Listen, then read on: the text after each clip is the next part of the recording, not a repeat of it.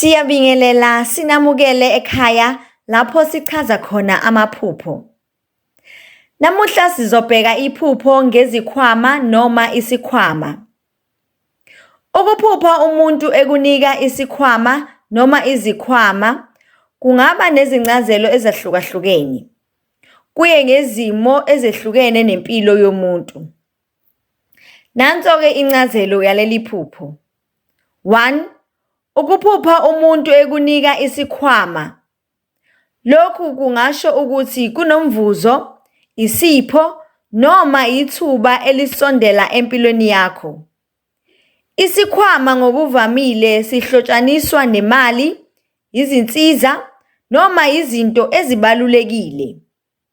Uma umuntu ekunika isikhwama ephusheni, kungasho ukuthi ungathola kwabanye mhlawumbe usizo lwezimali noma amathuba amasha. 2. Ukuphupha umuntu ekunika izikhwama eziningi. Lokhu kungabonisa ukuthi kunemithwalo noma izibopho eziningi ozitholayo empilweni yakho. Kungaba ukuthi uzothwala imithwalo ethile yezomsebenzi noma yezomndeni, noma ungathola amathuba amaningi okuzuzisa. Kodwa kudinga ukusebenza kanzima ukuze uhlomule. 3.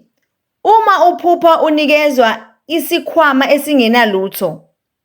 Lokhu kungasho ukukhungatheka noma ukungabi nempumelelo kulokhu okwenzayo. Kungase kube isixwayiso sokuthi namanye amathuba ongase uwathole angase angabi nayo inzuzo noma inzuzo ebheke phambili. 4. Ukuphupha unikezwa isikhwama esigcwele izinto. Lokhu-ke kuhle kakhulu. Kungabonisa inala, umvuzo omkhulu noma ukugcwala kwezibusiso. Lokhu kungaba izimpawu zenjabulo ezayo empilweni yakho. Kungaba ngokwezezimali noma ngokweqophelo lokuphila kwakho.